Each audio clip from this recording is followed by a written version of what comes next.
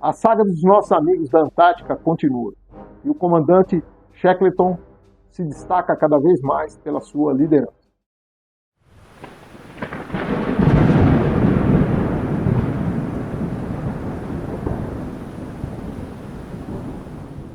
Como eu falei no vídeo anterior, em outubro de 1915, o Shackleton afundou, levando consigo a esperança do cumprimento daquela missão.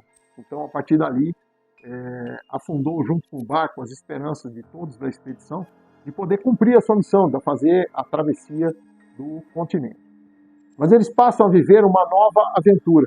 Ficaram 5 meses no local, num acampamento improvisado, tentando sobreviver, caçando foca, pescando, tentando melhorar a sua qualidade de suprimento.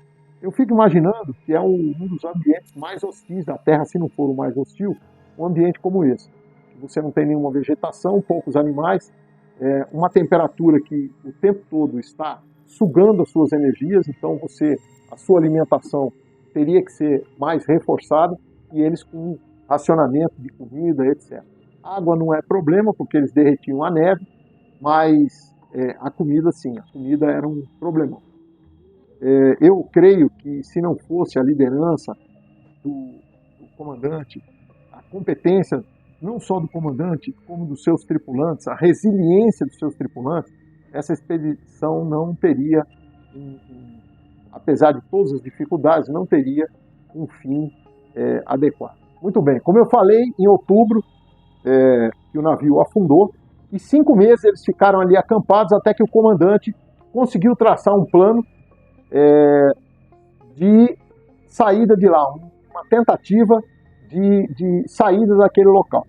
Durante esse período dos 4 anos, eles fizeram uma série de coletas de dados científicos, eles mantinham uma rotina rígida, por incrível que pareça, uma rotina de trabalho imposta pelo comandante, que facilitou até a cabeça dos sobreviventes não entrar em colapso. Tá? Mas eles produziram muita coisa. E aí, 5 meses depois, o comandante traça o seguinte plano.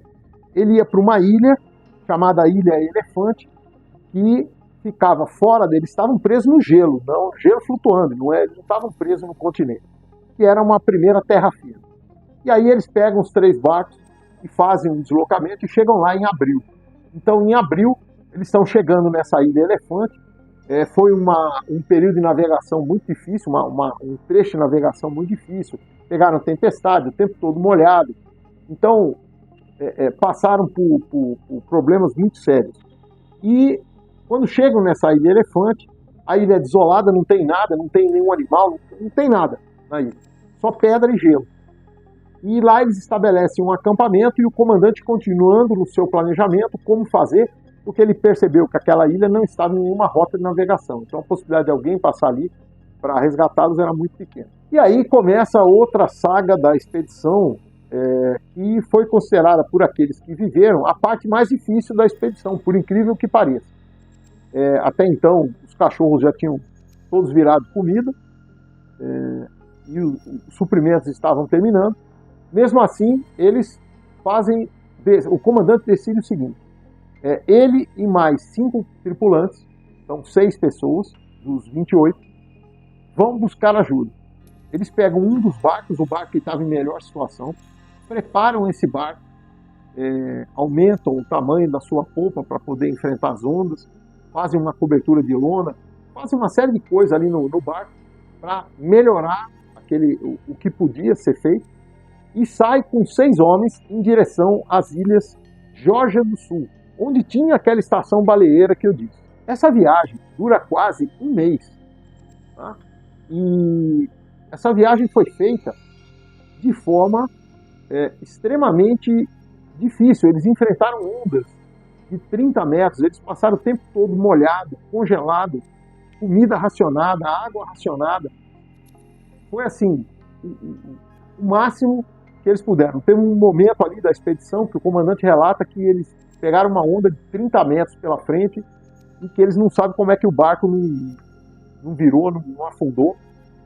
Mas eles acabam chegando nas ilhas Geórgia do Sul, tá? A 1.300 quilômetros da Ilha Elefante. depois de um mês de navegação. Lá chegando, a coisa não podia ser fácil, né? Eles chegaram do lado oposto da ilha, aonde estava a estação baleeira. Então, da onde eles estavam, que era um local completamente deserto, até lá, eram montanhas rochosas e gelo e neve que nunca tinha sido atravessado por nenhum ser humano.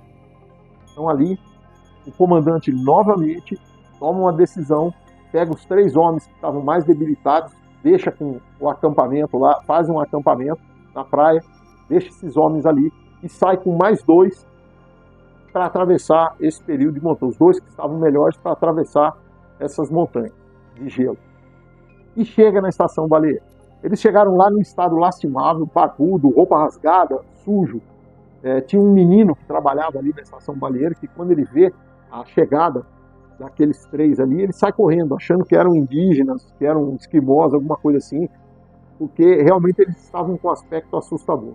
Mas, no entanto, quando o pessoal da estação baleeira foi conversar com eles falavam inglês perfeito, era uma estação baleeira da Inglaterra, eles falavam inglês perfeito e puderam ser salvos, e 3 dias depois eles foram literalmente resgatados, os 3, eles já voltaram para resgatar os 3 que estavam do outro lado das ilhas de Geórgia do Sul. Então o comandante que saiu para buscar ajuda começa a cumprir a sua palavra, voltar para resgatar os seus homens. Bom, aí começa a luta para se conseguir uma embarcação que pudesse ir até a Ilha Elefante para salvar o restante da tripulação. A muito custo, depois de muita negociação, muito trabalho, se consegue um navio rebocador fornecido pelo Chile. Tá? Então o Chile empresta esse barco e Shackleton retorna às Ilhas Elefante, e quando ele está chegando próximo da ilha, os tripulantes que estavam lá fazem uma fogueira, conseguem fazer uma nuvem de fumaça, uma coluna de fumaça, e Shackleton descreve, né, que quando ele estava chegando, ele viu os 2 barcos que sobraram, os 2 botes salva-vidas virados, eles fizeram uma briga improvisada com os barcos.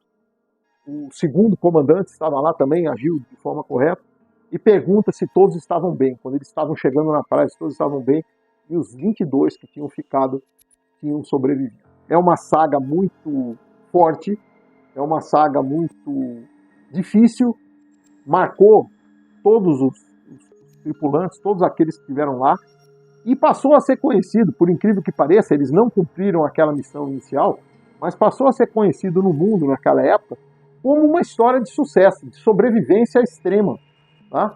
De esforço supremo pela vida. E também de liderança e competência do comandante. Certo? É uma história bacana, vale a pena, tem vários vídeos, e agora, recentemente, há pouco tempo, uma expedição de cientistas encontrou o navio Endurance a 3.000 metros no fundo do mar, fez uma série de filmagens, podem procurar aí no YouTube que vocês vão achar. Então é interessante, é uma história bem bacana. Tá? Eu espero que vocês tenham gostado e tenham entendido principalmente a mensagem da capacidade que o ser humano tem de resistir e da capacidade que um líder tem de conduzir uma equipe ao sucesso. Prepare-se e sobreviva.